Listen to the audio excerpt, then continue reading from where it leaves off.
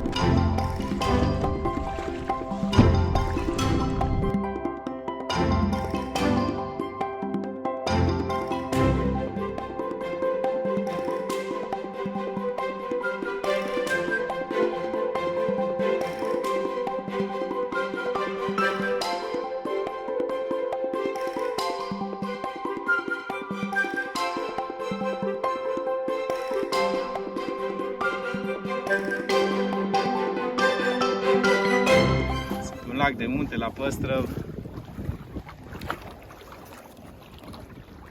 Unii îl recunosc, alții nu. M-am întâlnit deja cu o grămadă de lume pe aici.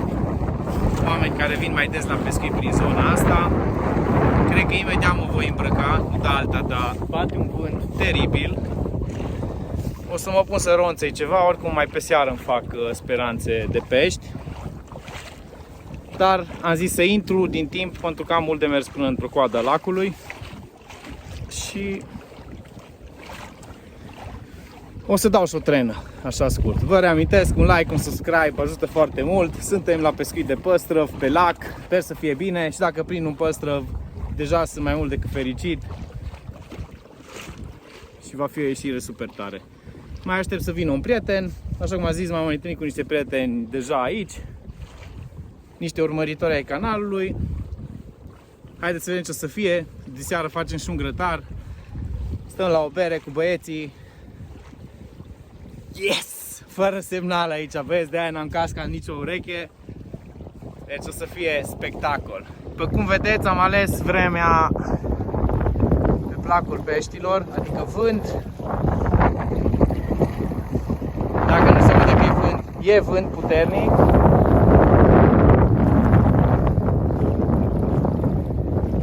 Vreme norată, șanse de ploaie. And let's go, baby! Păi voi ați crezut că eu glumesc când am zis că o să dau la trenă. Nu glumesc, băieți, nu glumesc deloc. Nu glumesc deloc. Dacă credeți că mi-arde să glumesc cu așa ceva, să știți că sunteți departe de adevăr. Ce să știu eu, dar oare să-i dau ceva ce să-i și placă. Dacă tot îmi plac HNK-urile atât de mult, ia să-i dăm cu un HNK din ăsta la tren. Shadow. Care toată lumea mi se plânge că nu sunt pe stoc. Sunt comandate, asta pot să vă spun, și trebuie să ajungă. Acum, când o să ajungă, asta nu știu să vă spun.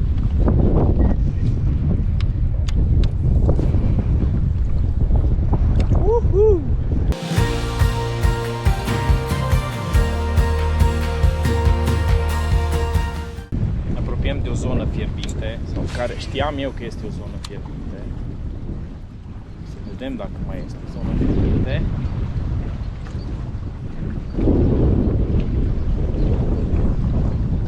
Vremea este ideală. Și e bine că sunt singur pe lac, toată lumea intră dimineața și seara. Pentru că numai crucea se prinde.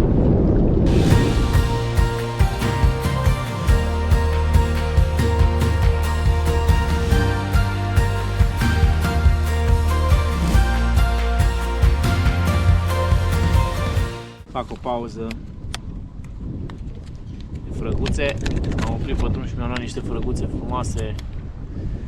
Le balotez pe astea frumos și așa cum mai soare, nu-i prielnic, nu-i prea prielnic pentru pescuitul la Păstrăv.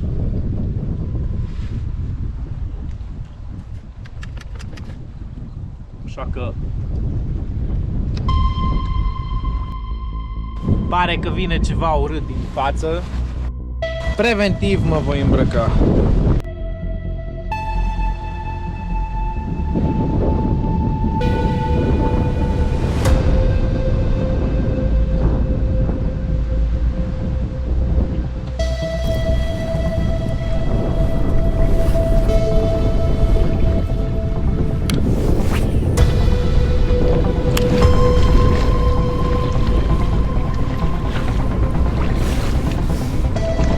Cauza că a început vântul mai puternic, se întețesc un pic și valurile, nu-i nimic periculos. Și să văd, poate se activează și păstrăvii cu ocazia asta. Cel puțin asta îmi doresc. Tot schimb pe voblere, lansez înspre maluri. Acum în fața mea vine o zonă cu platou. Un platou mai întins, dar puțin mai în față, nu sunt încă pe zona cu platou. Unde de obicei prindeam păstrăv aproape de fiecare dată. Vedem dacă prognoza asta ține cu mine. Vedeți că mă opresc pe unele locuri și insist mai mult. Astea sunt locuri pe care în trecut am avut activitate mai multă. De aceea insist și cu voblere, mai dau și cu oscilantă. Să văd, poate mai pun și un rattling.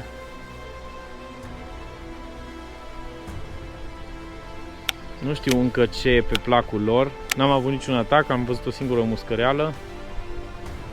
Un păstrăvior mic. Și ăsta se numește agățat. Agățat și semănat, sunt Doamne iarăși. Toate că cic afară sunt vreo 18-20 de grade, la munte pe apă e mult mai frig. Deci când ești pe apă trebuie să iei multe haine pe tine. Nu e opțional, asta dacă nu vrei să îngheți de frig. Plus că odată ce intră soarele după nori, se răcește aproape instantaneu.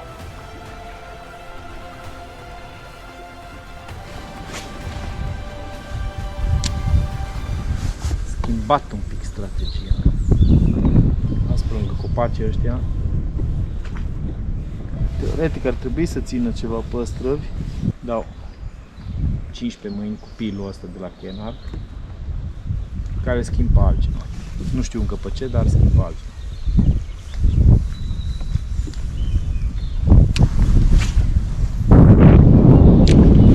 Până acum n-am avut niciun atac, așa că îl aștept cu drag. Momentan pescuiesc în derivă, pe vânt, mă las ușor pe vânt. Mai dau câteva lanseuri și încercăm să o facem pe mama mândră că am ieșit la păstrăv.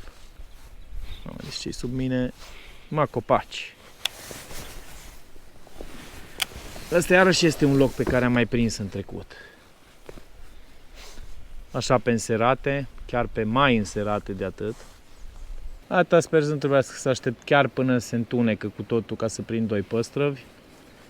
Am pregătit două lansete, una care este cu fluorocarbon de 0,19, o lansetă ceva mai puternică, cu care dau cu woblerele ceva mai mari, care este un Fishing Art SKF 7011 până în 13 grame. Am împrumutat-o de la Norby pentru că pe a mea am dat-o la altcineva împrumut și nu reușeam să o aduc înapoi în timp util. Mulțumesc, Norby. Și cea de-a doua este cea cu care m-ați tot văzut la pescuit la Clean, pe care am echipat-o cu un textil și un lider de fluorocarbon de 0,20. Ca de obicei o să las în descriere tot echipamentul pe care îl folosesc pentru cei interesați. Dar cam asta e tehnica. Pe asta cu textil am dat cu nălucile mai mici, pentru că e o lansetă ceva mai finuță. Și cu oscilante până în 8-9 grame. Din păcate nu am mai grele la mine. Am uitat o cutie acasă. Că la păstrăviorii ăștia nu le trebuie nici mic, nici mare. Cel puțin nu în materie de voblere. Sper să nu se supere coloja prea tare și sper să fi prins mesajul pe care l-am lăsat. Cum că sunt aici jos. Și să nu se mai ducă până în capăt. Am lăsat vorbă, dar Tare mică s-a dus exact până în capăt.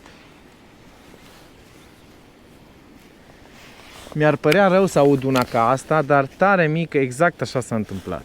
Mai ales aici în nasol că nu avem semnal. Pe lacul ăsta, oriunde te bagi, bate vântul. Deci ori prinzi zi din aia de nu bate deloc, ori prinzi zi de te bate de dimineața până seara. De înveți să vorbești foarte multe limbi străine și niciuna din ele bine.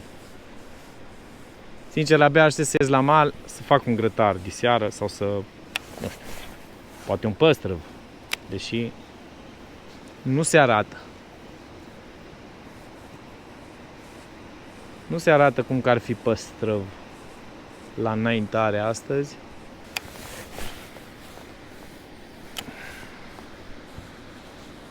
Am avut prezentare. Am avut prima prezentare.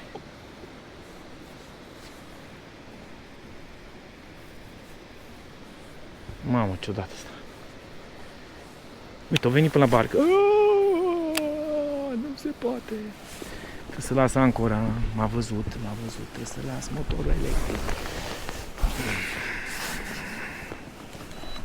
Deci este unul dintre locurile pe care mai prindeam pește. Trebuie doar să am răbdare aici și să dau bine peste tot. L-am văzut, a venit până la barcă, au avut așa spre kilogram.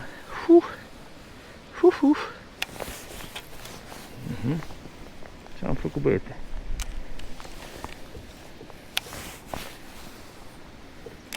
De acolo l-am scos mai înainte. Am făcut tâng, o mică adere, după care m-a urmărit până la barcă, până la caiac. Dau cu un Minnow de la H&M ca el, un K2 Minnow. Fai de ce finuță. Ting! Vei până la barcă și...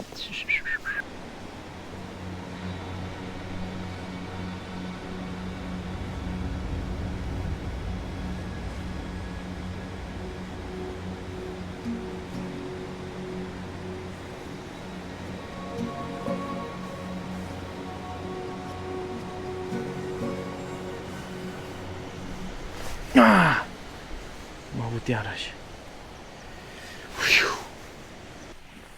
În afară de o trenă nu mi-a mai rămas nimic de făcut. Posibil ca pe zonele bune să fi ajuns prea devreme, deși am avut un păstrăv frumos care mi-a dat în wobbler și doi păstrăvi care mi-au atacat oscilanta.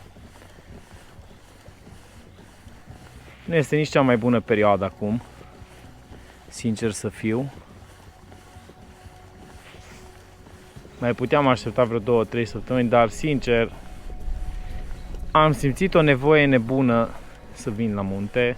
Nu am termic, dau la pedală, mere cu mere, știți cum e. După cum vedeți, nu e ușor la pescuit.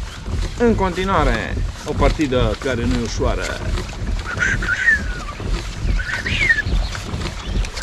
Teoretic, acum e cea mai bună oră de dat la wobbler. Încerc să mă duc iarăși pe golfurile alea pe care am avut prezentări, ca să fiu acolo pe întunecate. Acolo am mai prins și în trecut la ore târzii. Acum să am nervi să stau până să întunec, știind cât am până la mal.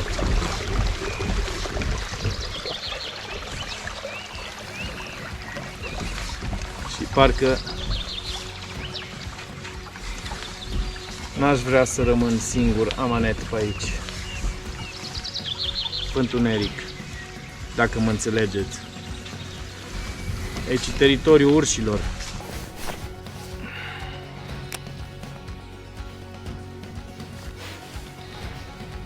Uite-l, în sfârșit, primul păstrăvior. E mare și nu zic că e clean. Nu pot să cred. Nu pot să cred.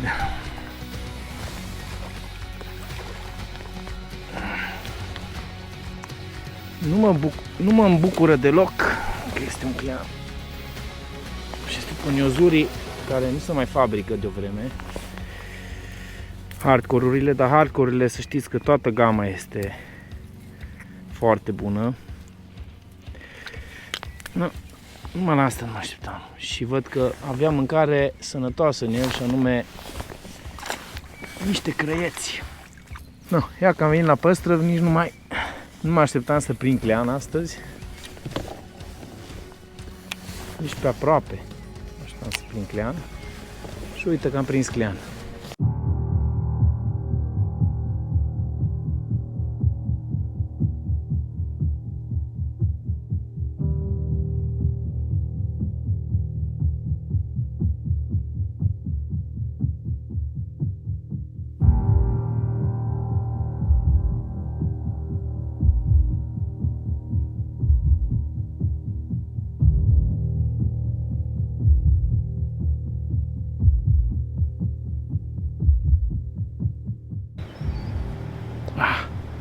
Uite-l. Am avut încetinim, că aici ne apropiem de zona fierbinte. Am avut 3 ciocănele. Tâng, tâng, tâng. Până la urmă o ia și unul. Deja s-a întunecat suficient. Astăzi a fost prima zi pe un lac de munte. Nu stau decât astăzi și mâine. N-a fost ușor pentru că am avut urmăriri, totuși am avut ceva urmăriri, n-am prins decât un clean amărât, deci nici de cum specia țintă. Prima oară când am prins clean pe lacul ăsta am rămas șocat, pentru că am pescuit vreo 3 sau 4 ani de zile până să prind primul clean. Asta este din cauza că se pescuiește la viu pe aici și o grămadă de agea mică, nu pot să le spun altfel. Vin, pescuiesc cu clean la Păstrăv, cu puiet de clean și după aia le eliberează în lacul de Păstrăv. Dar nu face altceva decât să distrugă habitatul Păstrăvului, din păcate. Oricum lacul are Păstrăv. Am impresia că Păstrăv este mult mai jos, deci mâine voi insista mai mult pe oscilante și pe rattling-uri, pe cicade, pe chestii de genul ăsta, pentru că e seară deja și nu văd muscăreli. În mod normal, la ora asta trebuia să fie plin de muscăreli pe tot lacul, în toată masa apei, nu numai prin maluri, ci chiar peste tot, și nu am văzut aproape nicio muscăreli. Cred că am văzut 1 sau 2 muscăreli toată ziua. Și așa cum am spus și mai devreme, sper să-l găsesc pe Dan Coloja la mal, pentru că inițial am vrut să mergem într-un alt capăt al lacului. Bineînțeles că s-a schimbat suceala, dacă pot să spun așa. Eu am lăsat vorbă și bilet i-am lăsat, am uitat să filmez biletul, uită, mare prostie am făcut că am uitat să filmez biletul. Am primit o hârtie de la cineva și am scris cu pix roșu pe ea, cu pix roșu cu carioca roșie. Și am lăsat-o chiar la barieră, la intrare în Parcul Național. Acum ești la mal, sper să savurez o bere sau o țuică, să mă relaxez un pic, să fac patul în mașină și poate un grătar cu Dan Coloja.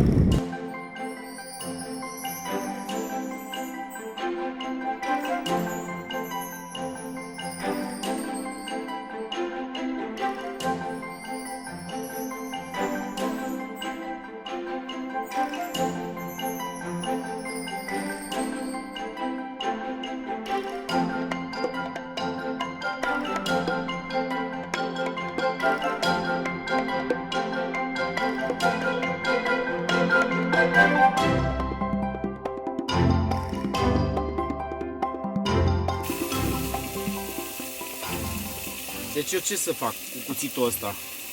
Uite, poți să faci caserola cu jumări. Și jumări, și ceapă.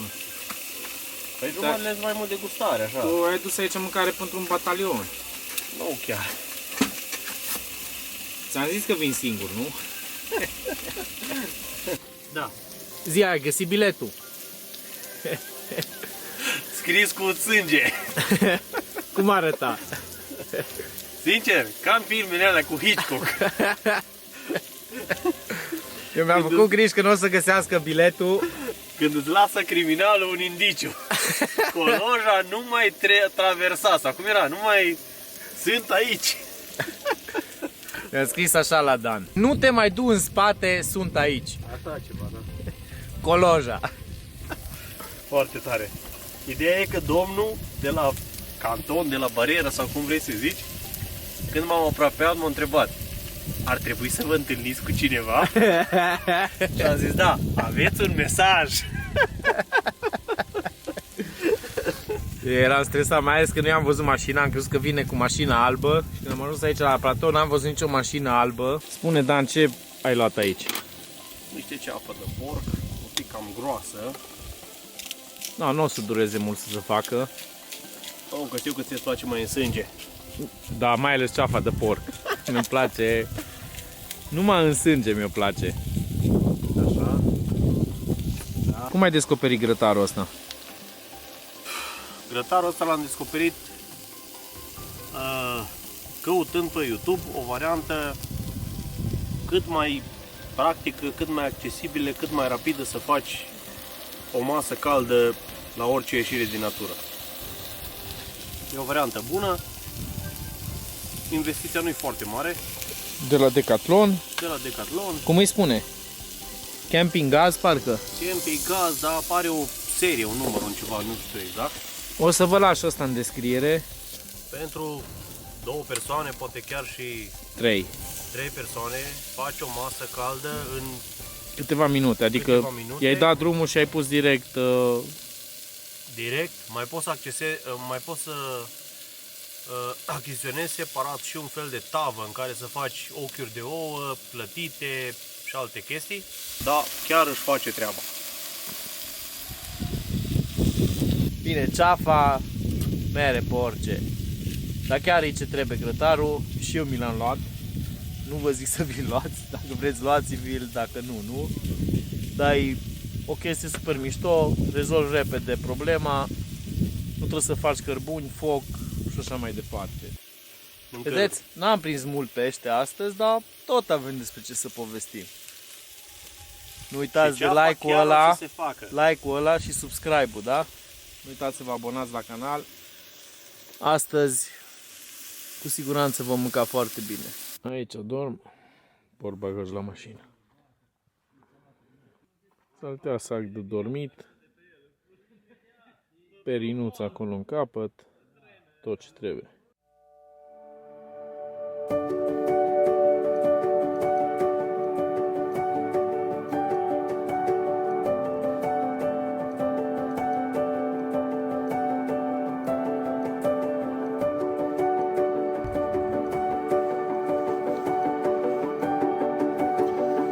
Trebuie să fac cafea 4:30.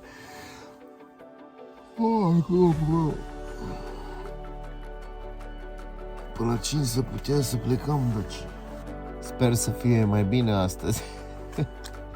La păstrăvei ăștia, care nu prea răspund la apel.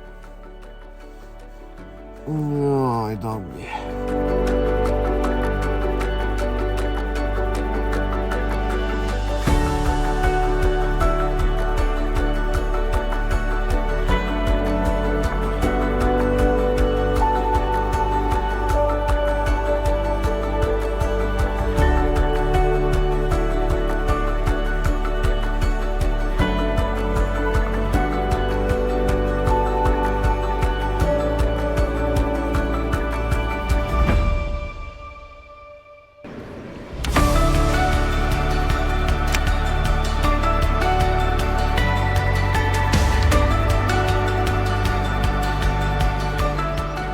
Ia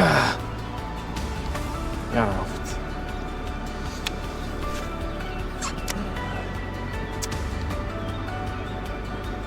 Păstrăvește starea furisiții. Tot pe un minut de la H&M ca el. Uite, iar am avut. Pe același wobbler. Doamne, dar ce rău dă, incredibil. Trâng! Și atât.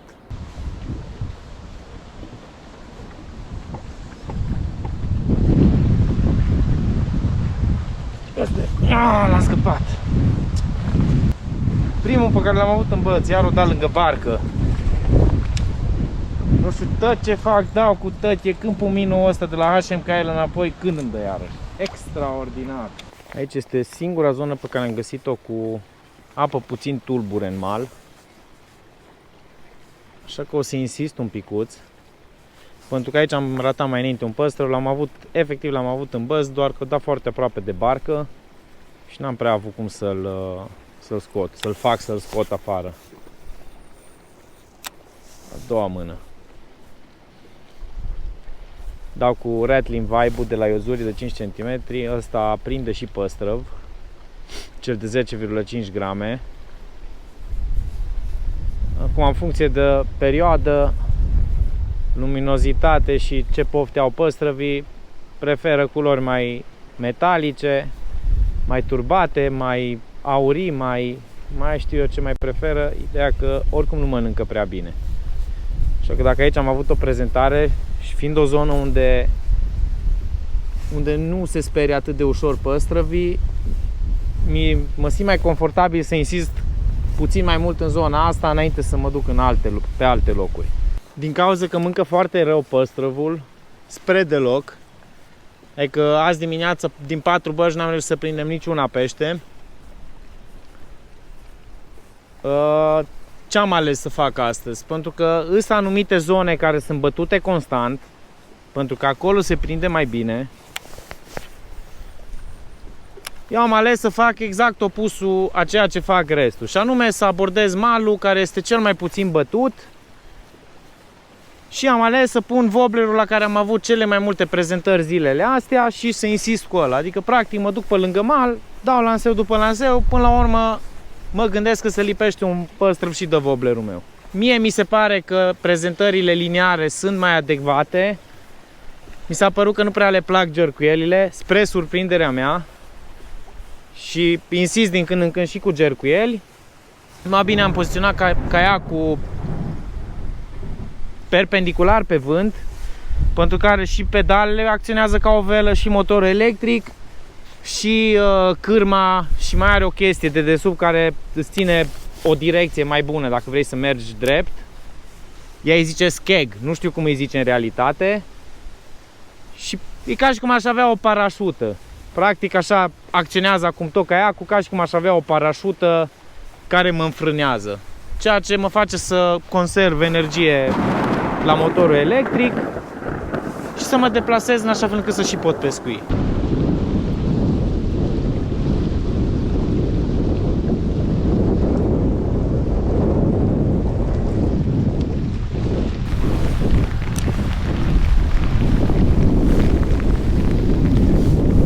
Echipamentul rezistă!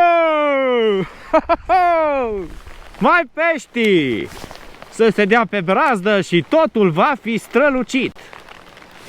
Dar că nu se arată cum că peștii ar vrea să se dea pe brazdă. Așa că insistăm în prostie,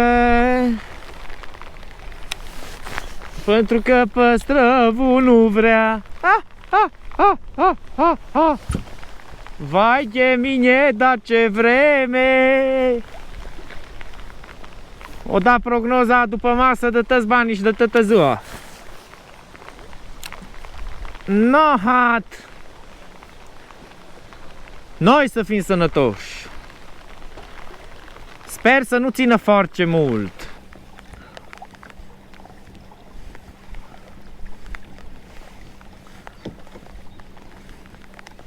Este. Opa. Uite. În sfârșit. Nu știu cât îi. Dar în sfârșit am luat un păstrăv.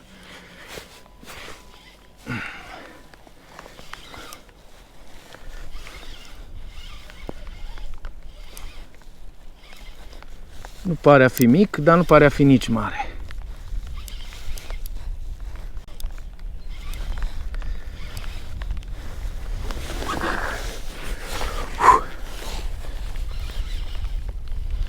Ori e agățat pe rost, ori e frumușel. Încă nu-l văd. Dar nu pare mic. Asta pot să vă spun. Dar cum să îndoaie lanseta, nu pare mic.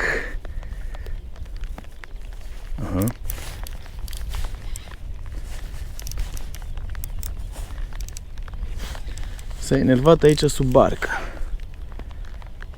Sper să nu-l scap.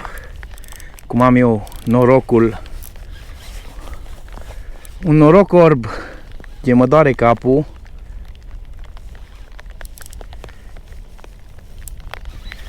Deci ce ciudat să mișcă.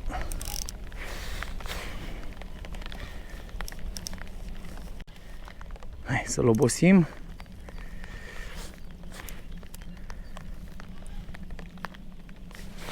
Că nici nu-l văd încă. I-a agățat doar prost. Părea mai mare decât ei.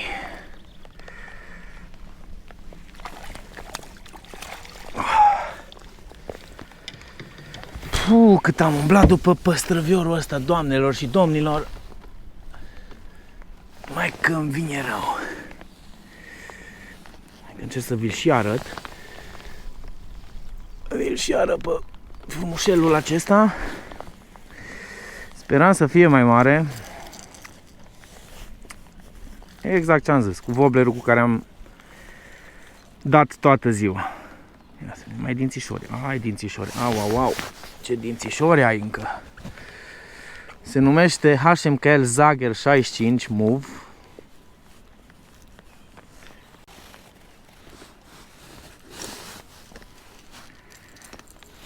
Că pe ăsta. Cum să te arăt la cameră, că vreau să te liberez astăzi. Bravo! Bravo!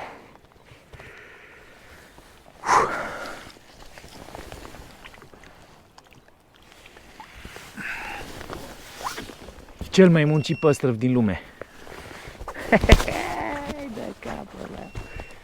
Cum ar fi cazul să prind unul și la pescuit lansat, nu numai la trenă. Nu pot să șterg eu camera asta cumva.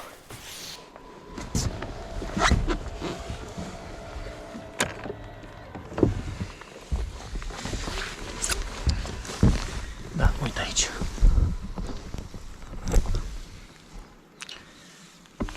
Canoa. Mai dăm o trenuță. Să vedem. Ideea că pe ăsta l-am prins pe mijlocul lacului și mă gândesc că s-ar putea să fie abordat eu greșit. Și anume să nu fie prin maluri. No, acum dacă îmi dă la ălălalt, o fi interesant. Pus două năluși diferite. Am două pe pattern natural, care până pe malul celălalt îi dau o trenă. Înainte să intru în golful lui Betty.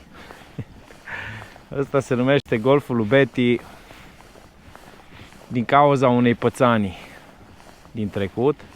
E că nu, așa l-am numit eu. Eram cu nevastă mea la pescuit pe aici, pe munții ăștia. Cu barca au început să se întunece. Și nu vă spun că am început să prind, după ce n-am prins aproape nimic toată ziua, am început să prind la fiecare lanseu. Și așa s-au activat pe zona asta, în golful ăsta. De n-am știut ce se întâmplă. Tocmai am trecut peste un banc, cred că de roșioare pare să fie. Un banc foarte mare de roșioare. Și vă dați seama, să tot întuneca. Eu n-apucam să scot, să lansez mai repede. N-am vrut să prind decât 3 păstrăvi în 4 lanseuri sau ceva de genul ăsta. Că dura mult drill-ul cu ei, până îi dezagățai, până îi descălceai din miciog. Cam asta era treaba. Super fain. Acum chiar aici în fața mea sunt niște păstrăviori în peliculă. În timp ce vă povestesc vouă și îmi dau la trenă. No, și n-am reușit să termin să vă spun cu golful lui Betty. Și a început Betty să se panicheze, să se sperie, că se întuneca. Noi eram destul de departe de cort.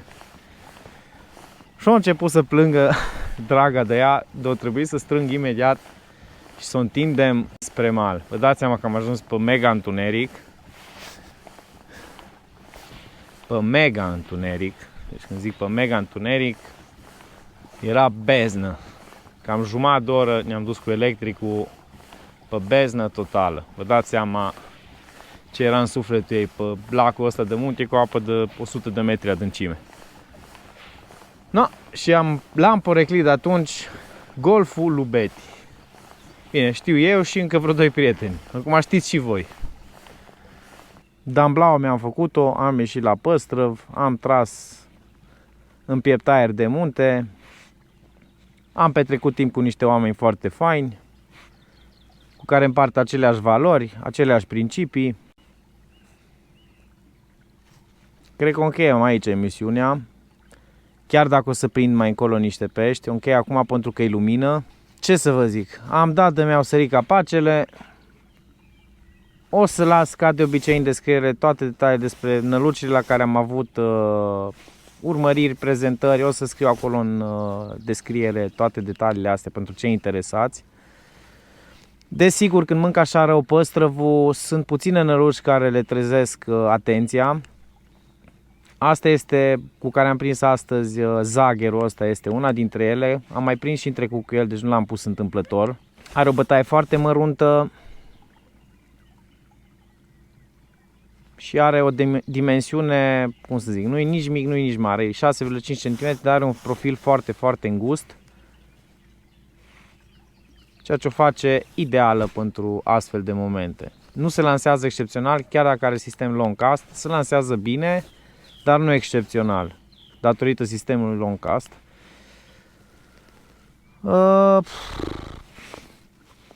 Am dat și la oscilante, am dat și la voblere. La oscilante, singurele prezentări pe care le-am avut pe Lucky John Clio de 8 grame. Prezentările toate au avut loc pe tracțiune liniară. N-am avut, cred că, decât o singură prezentare pe gercuială. Am prins și un clean. Mai bine nu-l prindeam, că îmi pare rău numai când mă gândesc că există cleni în lacul ăsta. Lacul ăsta superb. Am mai avut niște urmăriri la niște iozuri, ori unele din ele nu se mai fabrică. Sper să se mai fabrice în viitor, pentru că sunt niște voblere foarte bune de păstrăv. Oricum, cam toată seria hardcore astea cu barbetă de adâncime este o serie de voblere excepționale de la Duel pentru pescuit avat, șalău, știu că păstrăv, deci am prins păstrăv și cu hardcore shadow de 60 și cu ăla de 50 și cu lebeurile, așa le zice, LB 70, inclusiv cu ăla am prins păstrăv chiar pe lacul ăsta. Nu vă fie frică să dați cu năluci mai mari de 5 cm, pentru că nici păstrăvilor nu le e frică să le atace. Dar găsiți totul în descriere mai jos. Vă reamintesc că ajută foarte mult propulsarea canalului, un like, un subscribe. Eu mă duc să mai dau pe un ultim loc, până acolo o dau la trenă. După care somn de voie și mâine dimineață la prima oră, cum răsare soarele, țuști spre casă. Fire întinse și țineți aproape. Pot să închid un ochișor. Și bea să mă culc. Dea o trenă mai rapidă. Aha. Du-te, mă, nu pot să cred. Mă, uite-te aici. La ăla fluo.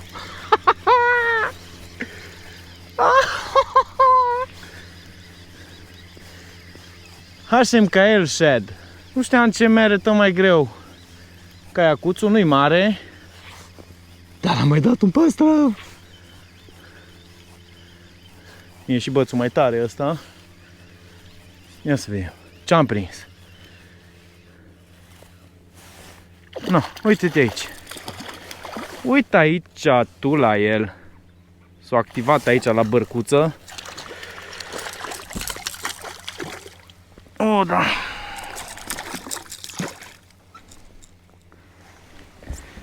Ca să înțelegeți, nu vă temeți de culori fluo la păstrăv. No, stai că nu vreau să... După cum ziceam, nu vă temeți de culori fluo la păstrăv, că uite-te ce se poate întâmpla. Bine, acum e mai penserate. HMKL Shed 65 did it again. Hai să te eliberezi, puiuț. Puiuțule, cât mai repede. Nu, ce zici de asta? Când am accelerat, când i l-a trebuit.